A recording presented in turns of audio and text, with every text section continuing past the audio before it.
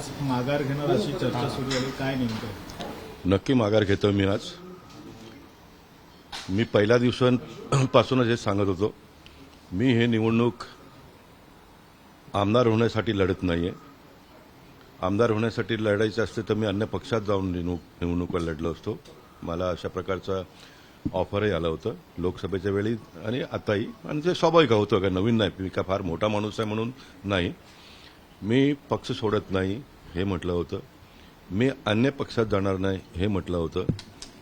एक इंटरव्ह्यूमध्ये मी हेही सांगितलं, जर पक्षाने मला सांगितलं आता पक्षाच्या चिन्हावर लढ तरी मी लढणार नाही हे म्हटलं होतं. त्याचं कारण होतं हे जर मी लढलो तर मग मी निवडणूक लढण्यासाठी हे सर्व हालचाली करतो असं सिद्ध होईल आणि माझा इतक्या वर्षाचा जो एक कॅरियर आणि समाजामध्ये जे काही एक रेप्युटेशन आहे ते सर्व संपून जाईल. माझी लढाई एक विशिष्ट कार्यपद्धतीवर होती, ती माझी लढाई होती आणि मला अत्यंत आनंद होतो. मी ह्या गोष्टीचाही उल्लेख केला की भारतीय जनता पक्ष एक सेंटिमेंट पक्ष आहे. पक्ष कार्यकर्त्यांना खूप काळजी घेत असतात आणि जरा गोपाल शेट्टी करतात त्या करून दे, काय फरक पडतो असा विचार न करता मला अनेक नेते समजावायला आले, भेटायला आले. एकदा नाही तर अनेक वेळा आले, सर्व मीडियासमोर आहे आणि म्हणून मी आता माघार घेतो. माझा मुद्दा पक्षश्रेष्ठींपर्यंत वरपर्यंत पोचलेला आहे, कारण सातत्याने बोरलीवर होतो हे लोक मला छळत होते आणि मी कधी असा डेलिगेशन वगैरे घेऊन पक्षासमोर जाऊन मत मांडलं नाही. आणि एक चर्चा हेही होत होती की बाबा हे सर्व गोपाल शेट्टींना विचारून केलं जातं. गोपाल शेट्टींना सर्व आधीपासूनच माहिती होतं आणि हे मला काहीच माहीत नाही, ह्याच्यामध्ये माझा काहीच सहभाग नाही हे सिद्ध करण्यासाठी मला हे पाऊल उचलावं लागलं. आणि मला असं वाटतं की तो माझा मत जो होता आता तो पोचलं आणि नीटनाट समाधानकारक जे काही बोलणं होतं ते झालेलं आहे. आणि मी परत एकदा सांगतो का भविष्यात असा कुठेच बाहेरील उमेदवार आणू नये ह्या मताचा मी नाही आता म्हणत नाही, तर मी ह्याच्या आधीच म्हटलं होतं. कारण एखादा कमजोर विधानसभा किंवा लोकसभा असल्याचं आणि पक्षाकडे सक्षम उमेदवार असलं तर त्याला आणावा लागतो पक्ष हितासाठी आणि लोकांच्या हितासाठी. कारण शेवटी निवडणूक कशासाठी असतो तर त्या मतदारसंघाचा विकास व्हायला पाहिजे म्हणून असतो. परंतु सातत्याने हे झाल्यामुळे कळत न कळत झालं असेल, परंतु झालं हे खरं आहे आणि म्हणून मला हे करावं लागलं. आणि आता मी माघार घेऊन खरं असलं तरी यातून खरं पक्षाने काही सांगितलंय का तुम्हाला की यापुढे कुठलाही बाहेरचा उमेदवार येणार नाही? कारण की आता पण जो उमेदवार आहे तो बाहेरचाच आहे, आयात केलेलाच आहे बोरिवलीकरांनी. पक्ष शेवटी व्यक्तीपेक्षा मोठा असतो. व्यक्तीचं सर्वच म्हणणं ऐकून घेऊन पक्षाने ताबडतोब उत्तर द्यायला पाहिजे, कमीत कमी ही अपेक्षा गोपाल शेट्टींची नाही आहे. पक्षाकडे आपल्या भावना आपण मांडलं आणि ज्या पक्षात आपण काम करतो तो पक्ष त्या पक्षाला समजण्यासाठी खूप वेळ लागेल असं मला वाटत नाही. तर त्यांनी आश्वासित केलंय का की तुम्हाला की यापुढे या ठिकाणी कुठलाही आयात उमेदवार करणार नाही वगैरे अशा पद्धतीचं काय झालंय का? कारण की तुमची मागणीच नाही नाही नाही नाही मी परत एकदा लोकांना माझ्या बाबतीत काय वाटेल हे मला माहीत नाहीये. मी अशा प्रकारचा मांडणीच केली नव्हती का ह्यानंतर बोरिवलीत बाहेरचा उमेदवार येऊच नाही म्हणून. हे मी म्हटलंच नाही.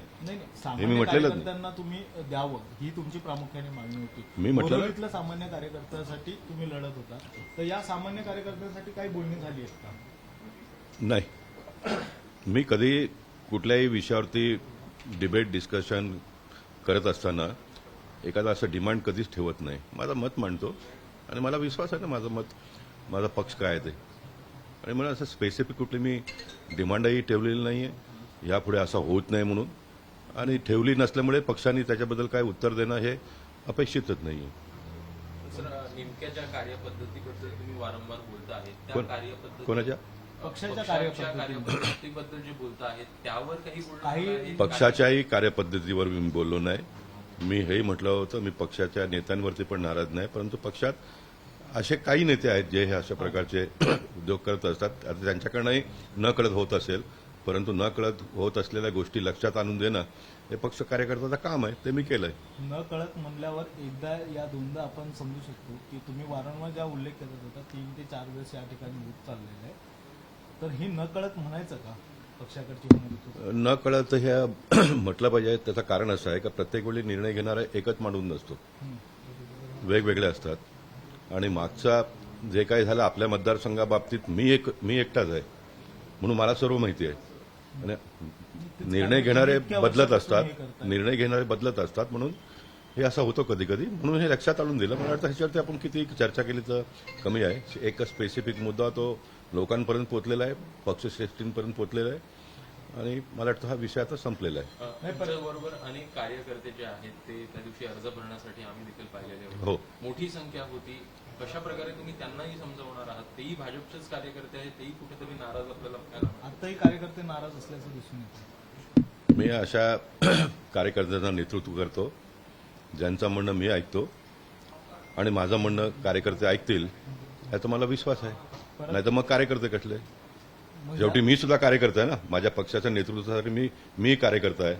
जर माझ्या पक्ष नेतृत्वाचा मी ऐकतो तर माझ्याबरोबर काम करणारे कार्यकर्ते ऐकतील, आणि ऐकायलाच पाहिजे. तर तुम्ही वारंवार म्हणत होतात की सर्वसामान्यकर बोरिवलीकर मला वारंवार विचारतात की हे का होतं, हे तुम्ही करवतात, असं देखील तुमचं म्हणणं होतं. मग सर्वसामान्यांना काय सांगाल की पक्षश्रेष्ठीने सांगितलं, पक्षश्रेष्ठीकडून चुका होत आहेत, त्या आम्ही सुधारण्यासाठी पक्षश्रेष्ठीने हे केलं? मी सांगितलं ना, ह्याचं उत्तर दिलं मी अगोदर. हिंदी में बता दीजिए। ह्याचं उत्तर मी दिलं. या लास्ट दिन है, क्या डिसीजन लिया आपने, क्या फैसला किया? नहीं, मैंने पहले दिन से ही कहा कि मैं जो भी कर रहा हूँ पार्टी हित के लिए कर रहा हूँ, पार्टी को आगे, क्योंकि पार्टी बहुत लंबा चलने वाला प्रोसेस है, व्यक्तियों का जीवन तो बहुत सीमित आधारित होता है, और इस प्रकार की घटना बार बार न हो इसलिए मैंने एक काम किया है. मैं कोई चुनाव लड़के एमएलए बनने के लिए काम नहीं किया है. मैंने पहले दिन कहा कि मैं अन्य पार्टी में नहीं जाऊंगा, मैं मेरे पार्टी के विचारधारा को नहीं छोड़ूंगा, मेरे पार्टी के नेताओं के प्रति मेरा कोई नाराजगी नहीं है. पार्टी के कुछ नेता जो इस प्रकार का निर्णय करते हैं उनके प्रति है. और मैंने ये भी कहा कि बिल्कुल बाहर का उम्मीदवार कभी भी नहीं आना चाहिए, ये भी मेरा मुद्दा नहीं है, क्योंकि कुछ मतदार संघों में उतने सक्षम उम्मीदवार नहीं होते जो जीत पाएगा, और पार्टी के पास कोई अच्छा उम्मीदवार होगा जो जीतेगा तो पार्टी का भी काम बनता है. शेवटी आखिर हम पार्टी किस लिए चलाते हैं? लोगों के लिए ना. लोगों का भला होना चाहिए, इसलिए सारा करते हैं. सिर्फ चुनावी लड़ना ये मकसद नहीं होता ना. जीतना चाहिए, सरकार बनना चाहिए. आज 10 साल में मोदी जी की सरकार बनने के बाद में देश में जो परिवर्तन हुआ है वो तो हम सब लोगों के सामने है. लेकिन बोरेली का जहाँ तक चर्चा हम करते हैं तो बार बार ये हुआ, और ये बार बार हुआ, ये पक्ष श्रेष्ठी को पता भी नहीं होगा.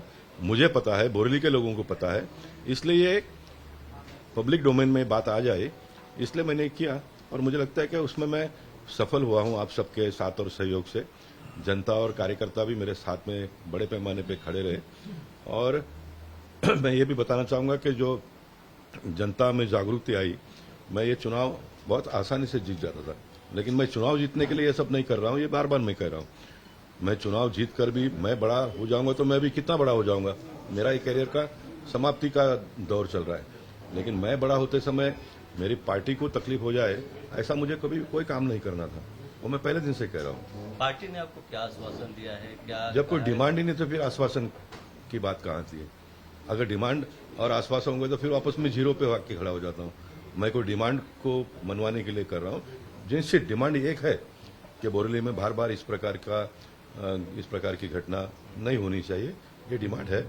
और मैं मानता हूँ कि बहुत जोर से बात पहुंच गई, आप लोगों का भी साथ और सहयोग रहा है, और मैं उम्मीद करूंगा कि भविष्य में ये न हो. अभी ये पार्टी के पास से कोई लिखित या तो आश्वासन नहीं लिया जाता है. पार्टी बड़ी है, व्यक्ति छोटा होता है, ये हमने समझना चाहिए, और मैं छोटा हूं पार्टी से. थँक्यू. एबीपी माझा, उघडा डोळे बघा नीट.